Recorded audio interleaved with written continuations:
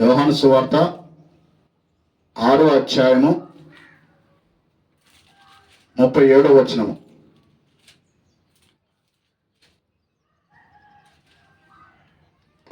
వచనం.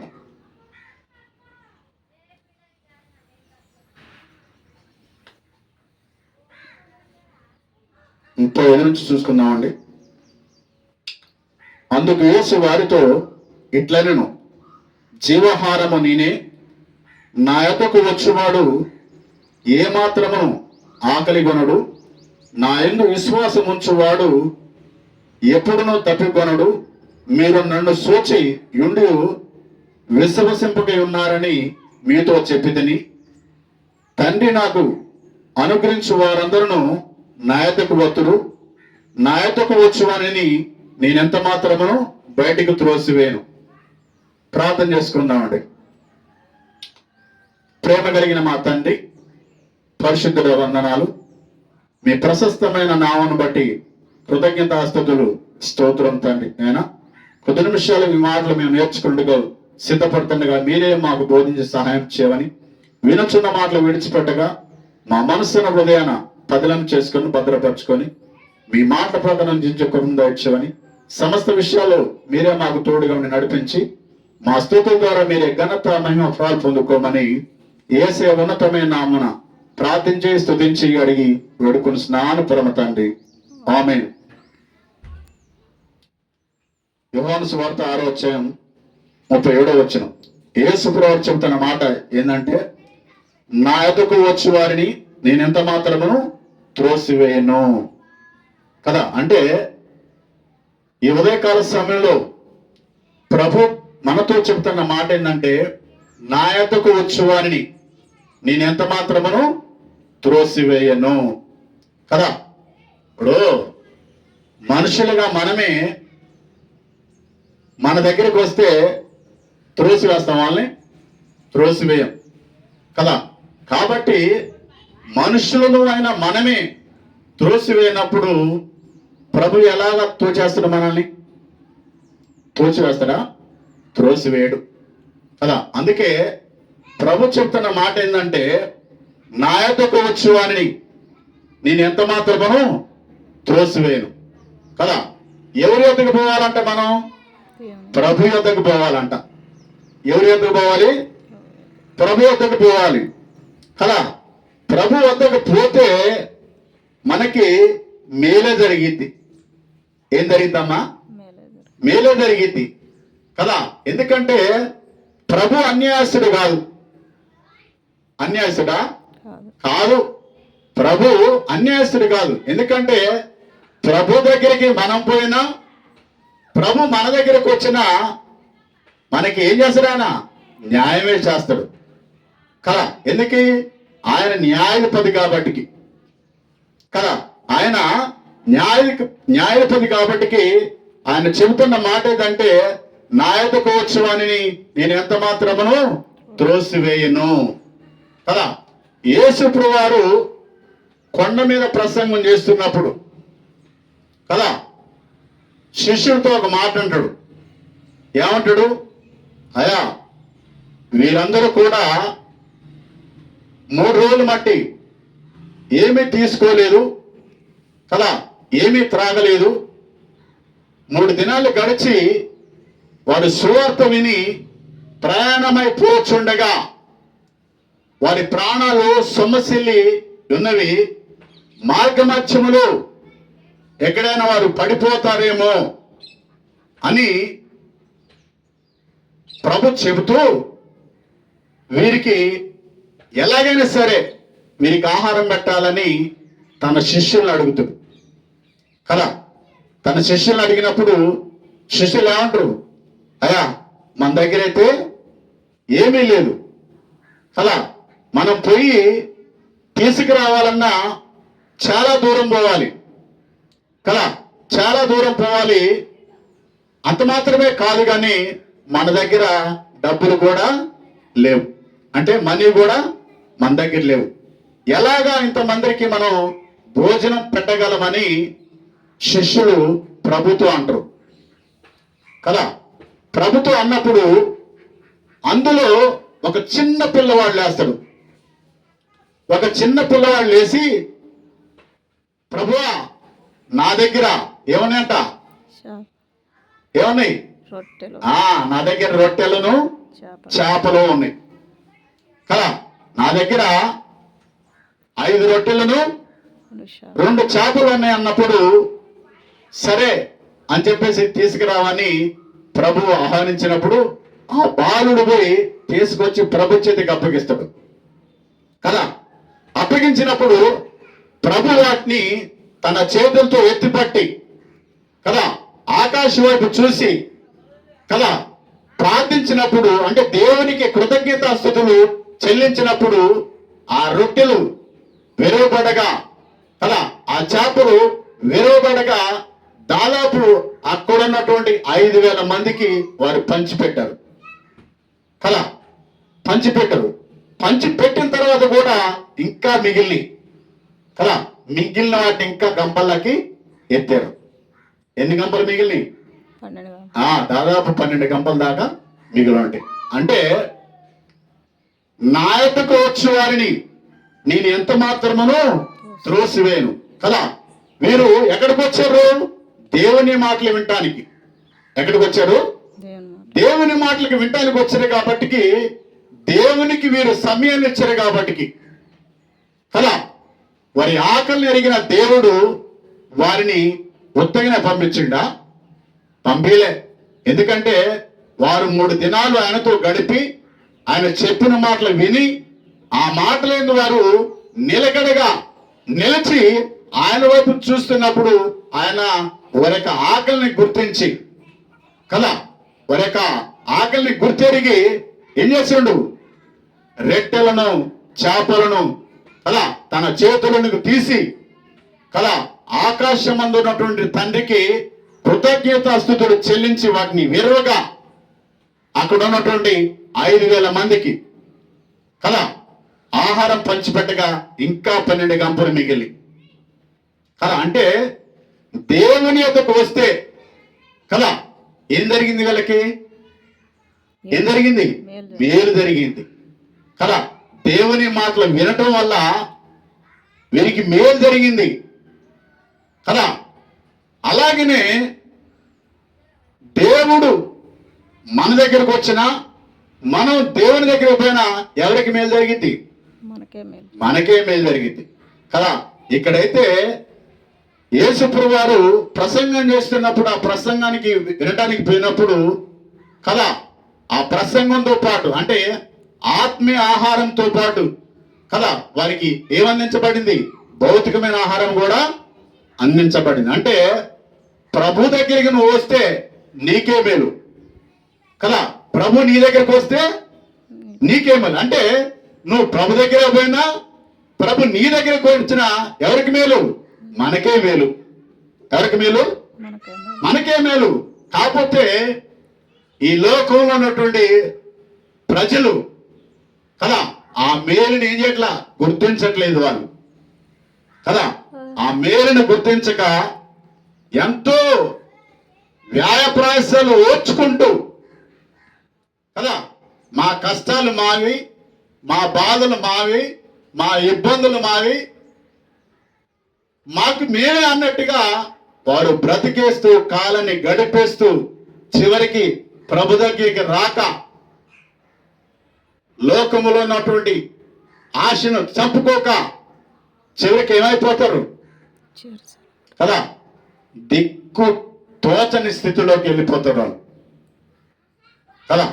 అంటే ప్రభు చెబుతుండు, ఏమని చెప్తుండు? నా యొద్దకు వచ్చే వారిని నేను ఎంత మాత్రమును త్రోసివేయను. అంటే ఆయన ఆహ్వానిస్తుండు. మీరు ఎవరైనా సరే నా ఎదురుకు రావాలంటే రాండి, వెల్కమ్, వెల్కమ్ టు ఆల్ అని చెప్తాడు కదా. అంటే ఆయన ఆహ్వానిస్తుండు కదా. ఆయన ఆహ్వాన్ని మీరు తెలుసుకొని వెళ్ళినప్పుడు వాళ్ళకి ఏం జరిగింది? మేలే జరిగింది కదా. అలాగే మనం ఎవరి దగ్గరికి వెళ్ళాలి? ప్రభు దగ్గరికి వెళ్ళాలి కదా. ప్రభు దగ్గరికి మనం వెళ్ళినప్పుడు మన యొక్క అవసరతని గుర్తెరిగినప్పుడు ప్రభు నుంచి మనకి ఏమని తెచ్చింది? ఏమందిద్దమ్మా? సహాయం అందిద్ది. ప్రభు నుంచి మనకి సహకారం, ప్రోత్సాహం అందిది కదా. ప్రభు వల్ల మనకి ఏం కలిగిద్ది? మేలు కలిగిద్ది. అవును కదా. సరే, ఇంకో వచనం చూసుకుందాం కదా. యోహాను సువార్త 2వ అధ్యాయము 1 నుంచి 3 వచనాలు తీసుకున్నాం.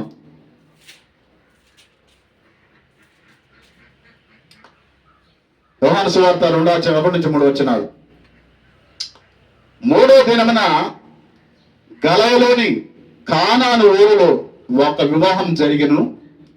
యేసు తల్లి అక్కడ ఉండెను.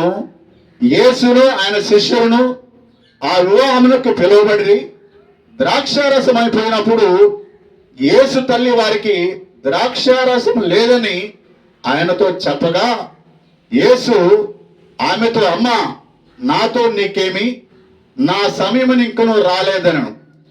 ఆయన తల్లి పరిచారకును చూసి, ఆయన మీతో చెప్పినది చేయడను. యూదుల శుద్ధీకరణాచారం ప్రకారం 2-3 తూముల పట్టు 6 రాతి పనులు అక్కడ ఉంచబడి ఉండెను. యేసు ఆ బాణాల్లో నీళ్లతో నింపుడని వారితో చెప్పగా, వారు వాటిని అంచుల మట్టికి నింపిరి. అప్పుడు ఆయన వారితో, మీరెప్పుడు ముంచి విందు ప్రధానతకు తీసుకుపోండి అని చెప్పగా, వారు తీసుకొని పోయి ఆ ద్రాక్షారసం ఎక్కడి నుండి వచ్చినో ఆ నీళ్లు ముంచి తీసుకొని పోయిన పరిచారకులకే తెలిసింది కానీ విందు ప్రధానికి తెలియపోయాను. కనుక ద్రాక్షారసం అయిపోయిన ఆ నీళ్ల రుచి వచ్చినప్పుడు ఆ విందు ప్రధాని పెళ్లి కుమారుని పిలిచి, ప్రతివాడును మొదట మంచి ద్రాక్షారసం పోసి జనులు మధ్యగా ఉన్నప్పుడు జబ్బురసం పోయిను. నీవైతే ఇదివరకుని మంచి ద్రాక్షారసం ఉంచుకొని ఉన్నావని అతనితో చెప్పెను. అంటే యేసు ప్రభువాన్ని తన యొక్క ఆహ్వానానికి, అంటే పెళ్లికి తన ఇంటికి ఆహ్వానించారు కదా. ఎవరిని? యేసు ప్రభువాన్ని. యేసు ప్రభువాన్ని కానాన్ అనే ఒక ఊరిలో వివాహం జరుగుతుండగా ఒక కుటుంబం ఆయన ఆహ్వానించింది కదా. ఆయన ఆహ్వానించినప్పుడు ఆ యొక్క విందులో కదా, పెండి ఇంట్లో ఏం జరిగిద్దమ్మా? పెండ్లి ఇంట్లో ఏం జరిగింది? విందు జరిగింది కదా. ఆ విందులో వాళ్ళ యొక్క ఆచారం ఏంటంటే, వాళ్ళ యొక్క సాంప్రదాయం ఏంటంటే, వచ్చిన ప్రతి ఒక్కరు కూడా ద్రాక్షారసం పోసి వాళ్ళు మర్యాద చేస్తుంటారు కదా. అలాగనే కానాను యొక్క ఊర్లు ఆ యొక్క వివాహంలో కూడా ఆ విందులో ద్రాక్షారసం పోస్తారు కదా. ద్రాక్షారసం పోసినప్పుడు ద్రాక్షారసం అయిపోయింది కదా. అయిపోయినప్పుడు ఆ ఇంటి యజమాని ఇబ్బంది పడుతుండు. అయ్యో, జనులు గుంపులుగా వచ్చారు, జనసమూహం బాగా విచ్చేసి ఉన్నది కదా. వీరికి పోయటానికి ద్రాక్షారసం లేదు. ఏం చేయాలని దిక్కు తోచని స్థితిలో ఆయన ఆలోచిస్తూ అటు ఇటు తిరుగుచుండగా కదా, ఆ విషయాన్ని మరియమ్మ కనిపెట్టి కదా తన కుమారుడైనటువంటి యేసుక్రీస్తు ప్రభువారితో చెబుతుంది, అయ్యా ద్రాక్షారసం అయిపోయిందయ్యా అని చెప్పినప్పుడు, అమ్మా, నాతో నీకేం పని? నా సమయం ఇంకను రాలేదని చెప్పి శిష్యులతో చెప్పింది. ఏమని? ఆయన మీతో ఏం చెప్తాడో అది చేయమని శిష్యులకు చెప్పినప్పుడు యేసుప్రభు ఏం చెప్తాడు శిష్యులకి? బాణలలో 6 రాతి బాణల్లో నీళ్లు నింపుడని చెప్తాడు కదా. ఎప్పుడైతే 6 రాతి బాణాలు లైన్లో పెట్టి వాటి నిండా అంచుల మట్టికి నీళ్లు పోస్తారో అవి ద్రాక్షరసంగా మారిపోతాయి కదా.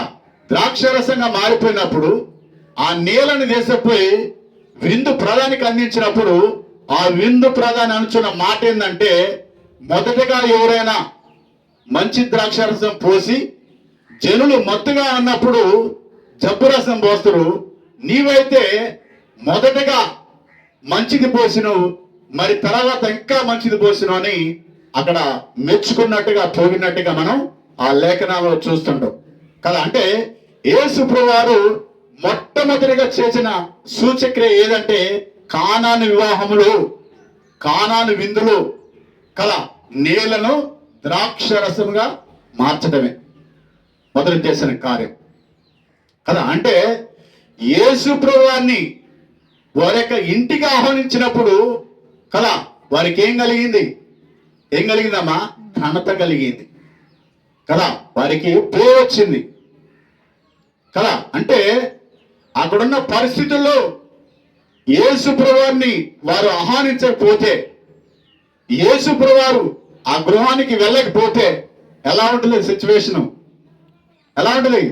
భయంకరంగా ఉంటుంది కదా. ఎందుకంటే యూదుల యొక్క ఆచారాన్ని సాంప్రదాయాన్ని పాటించకపోతే ఏం చేస్తారమ్మా?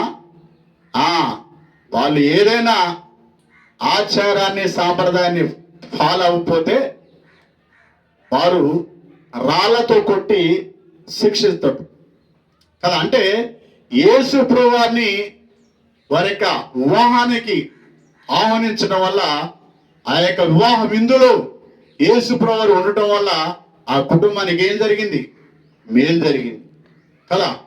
మొదటినేమో యేసు ప్రభువారు ప్రసంగిస్తుండగా, అంటే బోధిస్తుండగా, ఆ బోధ వినడానికి పోయిన ప్రజలకి కదా ఆహారం పెట్టి వారిని తృప్తిపరిచి పంపించిండు కదా. యేసు ప్రభువుని ఆహ్వానించినప్పుడు వారి ఇంటికి పోయి ఆ విందులో గొప్ప అద్భుతమైనటువంటి సూచక్రియ చేసి ఆ కుటుంబానికి మేలు చేసిండు కదా. అంటే మనం ఏం చేయాలి? మన యొక్క హృదయంలోనికి కదా, మన గృహంలోనికి, మన కుటుంబంలోనికి ఆహ్వానించాలి కదా. యేసు ప్రభువాన్ని మన గృహానికి ఎప్పుడైతే ఆహ్వానిస్తామో, మన కుటుంబానికి ఎప్పుడైతే ఆహ్వానిస్తామో మేలు జరుగుద్దని ప్రభు లేఖనం ద్వారా మనకి తెలియపరుస్తున్నాడు కదా. ఇంకో వచనం చూసుకుందాం. లూకా సువార్త 10వ అధ్యాయము 38వ వచనం.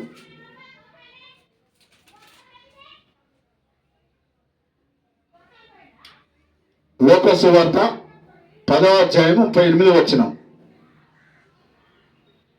అంతటా వారు ప్రయాణమైపోచుండగా ఆయన ఒక గ్రామంలో ప్రవేశించును. మార్తాను ఒక స్త్రీ ఆయనను తన ఇంట చేర్చుకొనెను కదా. అంటే యేసు ప్రభువారు సువార్త ప్రకటించుకుంటూ గ్రామాలు తిరుగుకుంటూ పోతున్న క్రమంలో కదా మరియా అనే ఒక ఆమె, మార్తా అనే ఒక ఆమె ఆహ్వానించింది. ఎవరు ఆహ్వానించింది? మార్త కదా. ఏ గ్రామం? గ్రామం పేరేంది? బేతనే గ్రామం కదా. బేతనే గ్రామంలో యేసు ప్రభువారు సువార్త ప్రకటించుకుంటూ వెళుతున్న క్రమంలో మార్త ఆ విషయాన్ని గ్రహించి యేసు ప్రభువారు వస్తున్న దాన్ని గ్రహించి యేసు ప్రభువుని చూచి తన ఇంటికి ఆహ్వానించుకుంది కదా. తన ఇంటికి ఆహ్వానించుకున్నప్పుడు మరియా మార్త ఇద్దరు అక్క చెల్లెలు, వారికి ఒక సహోదరుడు కూడా ఉంటాడు. ఏం పేరు? ఆయన పేరు లాజరు. ఏం పేరు? లాజరు కదా. ఆహ్వానించినప్పుడు మార్త బహు శ్రద్ధగా తన పనులు తాను చేసుకుంటుంది. మరే మాత్రం ఆయన పాదాల చెంత చేరి ప్రభు చెబుతున్న మాటలు వినుచున్నది.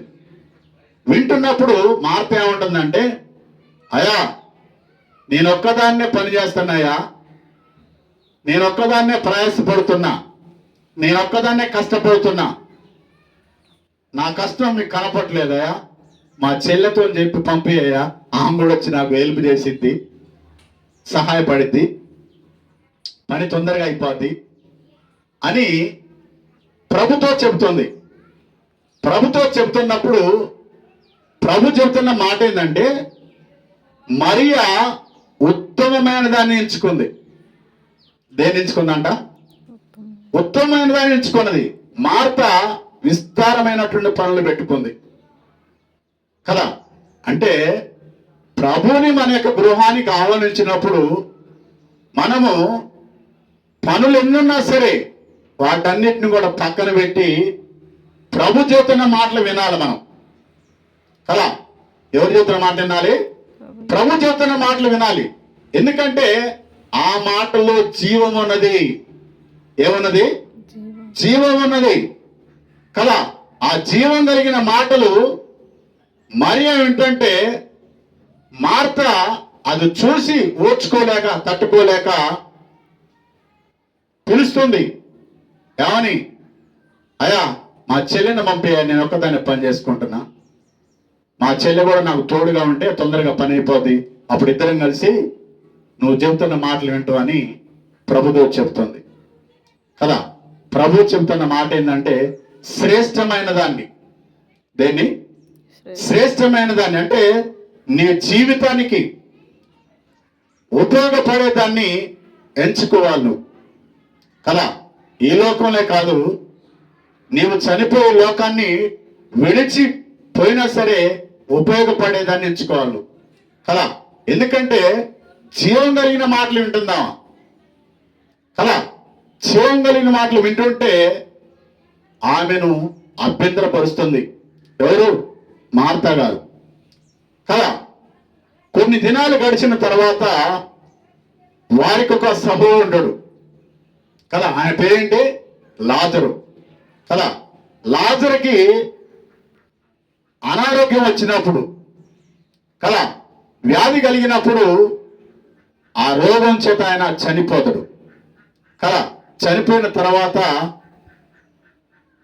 3 దినాలు గడిచిపోయిన తర్వాత 4వ దినాన ప్రభు వారింటికి వస్తాడు కదా.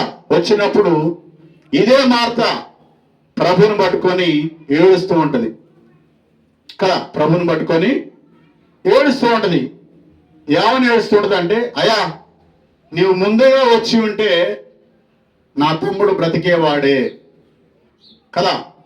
మీకు సమాచారాన్ని చేరవేసినాం, సమాచారం అందిందో లేదో తెలియదు, కానీ మీరు ఆ రోజునే వచ్చుంటే నా తమ్ముడు బ్రతికేవాడేమని చెప్పేసి కన్నీరు మున్నీరుగా ఏడుస్తుంది కదా. కన్నీరు మున్నీరుగా ఏడుస్తున్నప్పుడు ఆ కన్నీటిని చూసి ప్రభు మనసులో దుఃఖపడి బాధపడి, అమ్మా ఎక్కడ మీ తమ్ముడిని లేక మీ సహోదరిని ఎక్కడ ఉంచారో పదాంప అని చెప్పేసి వారిని వెంటబెట్టుకుని పోతుంటే ఆ ఊరు ప్రజలందరినీ కూడా వీరిని వెంబడిస్తాడు. ఎవరిని?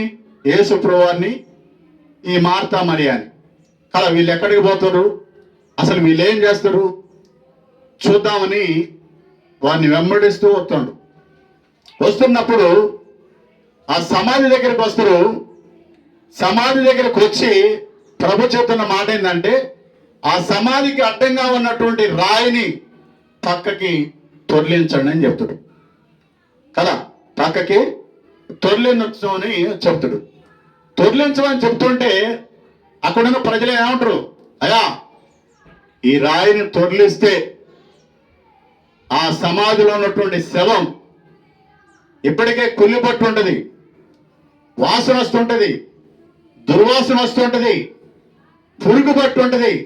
కాబట్టి దయచేసి అది తొలగించొద్దు, అది తొలగిస్తే ఆ వాసనకి మనం ఇక్కడ నిలిచి ఉండలేము, నిలవలేమని చెప్పి ప్రభు చెప్తున్న మాటకి వీరు అడ్డం పడుతున్నారు కదా.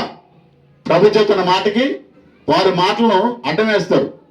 అయినా సరే ప్రభు ఆ విషయాన్ని పట్టించుకోకుండా అక్కడ ఉన్నటువంటి జనులతో మొదటిగా నేను చెప్పింది చేయండి అని వారితో అన్నప్పుడు వారేం చేస్తారు? ఆ రాయిని తొలగిస్తారు కదా.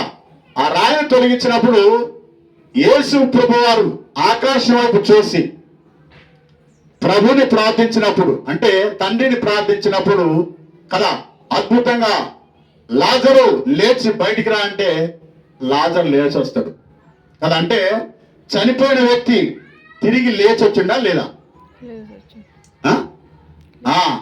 మరి ఈ కుటుంబానికి మేలు జరిగిందా లేదా కదా.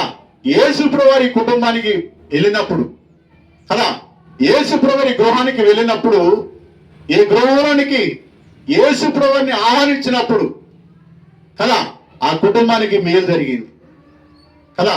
మరి నీవు నేను మనం అందరం కూడా ఎవరిని ఆహ్వానించాలి కదా? ప్రభువుని ఆహ్వానించాలి కదా? ప్రభువుని ఆహ్వానిస్తే మనకి మేలు జరిగిద్ది. ఎవరిని ఆహ్వానిస్తే? ప్రభువుని ఆహ్వానిస్తే మనకి మేలు జరిగిద్ది. ప్రభువుని కాకుండా ఇంకెవరినో ఆహ్వానించినడుకో ఏం జరిగిద్ది? ఏమి జరగదు కదా? జరిగిద్దా? ఏమి జరగదు. మనకి కీడు జరగకపోతే మనకి మేలే కదా? మనుషుల్ని మనం ఆహ్వానించినప్పుడు వారి వల్ల మనకి హాని కలగకపోతే, కీడు కలగకపోతే మనకి మంచిదే.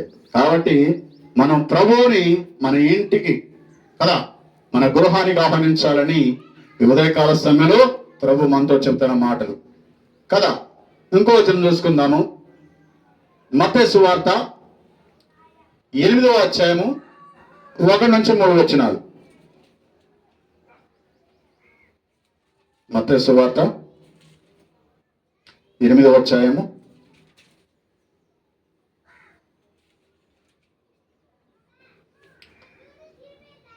1 నుంచి 3 వచనాలు. ఆయన ఆ కొండ మీద నుండి దిగి వచ్చినప్పుడు బహు జన సమూహములు ఆయనను వెంబడించను. ఇదిగో కుష్ఠరోగి వచ్చి ఆయనకు మ్రొక్కి, ప్రభువా, నీకిష్టమైతే నన్ను శుద్ధినిగా చేయగలవనెను. అందుకైన చేయి చాపి వాడిని ముట్టి, నాకిష్టమే, నీవు శుద్ధుడు కమ్మని చెప్పగా తక్షణమే వాని కుష్ఠరోగమును శుద్ధి ఆయను. అంటే కొండ మీద ప్రసంగం జరుగుతుంది. ఆ ప్రసంగాన్ని గమనించినటువంటి ఒక వ్యక్తి ఆ కొండ దిగి వస్తున్నటువంటి యేసు ప్రభువుని ఎదుర్కొని కలుసుకొని ఏం చెప్తుండు? ప్రభువా, నేను ఈ కుష్ఠ రోగంతో బాధపడుతున్నాను, ఈ వ్యాధితో ఇబ్బంది పడుతున్నాను, ఈ వ్యాధి కలిగి ఉండటం వల్ల నన్నెవరు దగ్గరికి నానేయట్లేదు, ఎవరు కూడా నన్ను హక్కును చేర్చుకోవట్లేదు, నాకు చాలా ఇబ్బందికరంగా, వేదనకరంగా, శోధనకరంగా, బాధగా ఉందని చెప్పేసి కన్నీరు మున్నరై యేసు ప్రభువారి ఎదుట నిలిచి ప్రాధేయపడుతూ కన్నీరు గారుస్తూ తన యొక్క బాధను, తన యొక్క మరణం వ్యక్తం చేసుకుంటాడు కదా. అంటే చెప్పుకుంటాడు యేసు ప్రభువారికి. చెప్పుకున్నప్పుడు ప్రభు కూడా ఆయన మీద కనికరపడి ఏం చేస్తున్నామా, నువ్వు శుద్ధుడు కామని చెప్పగా ఏమైతుడాయన? శుద్ధుడవుతాడు కదా. యేసు ప్రభువారు ఎప్పుడైతే కదా చెయ్యి వేసి చెయ్యి చాపి నీవు శుద్ధుడు కావడం కదా నాకిష్టమని ఎప్పుడైతే ఆయన ముట్టిన వెంటనే ఏమవుతాడు? మనోడు శుద్ధుడవుతాడు. అంటే మనకున్న ఈతి బాధలు ఏదైనా సరే కదా, మనకున్న ఈతి బాధలు ఏదైనా సరే ప్రభుని ఎదుర్కొని ప్రభుకి మనం చెప్పాలంట కదా.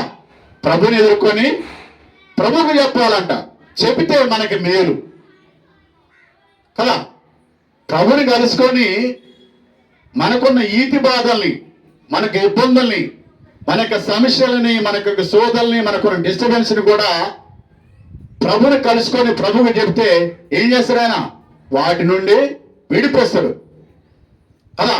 ఇక్కడ కుష్ఠ రోగంతో ఉన్న వ్యక్తి ప్రభుని కలుసుకొని ప్రభుని ఎదుర్కొని తన యొక్క ఈతి బాధని, ఇబ్బందిని వివరించినప్పుడు ప్రభు ఆ వ్యక్తిని పట్టుకొని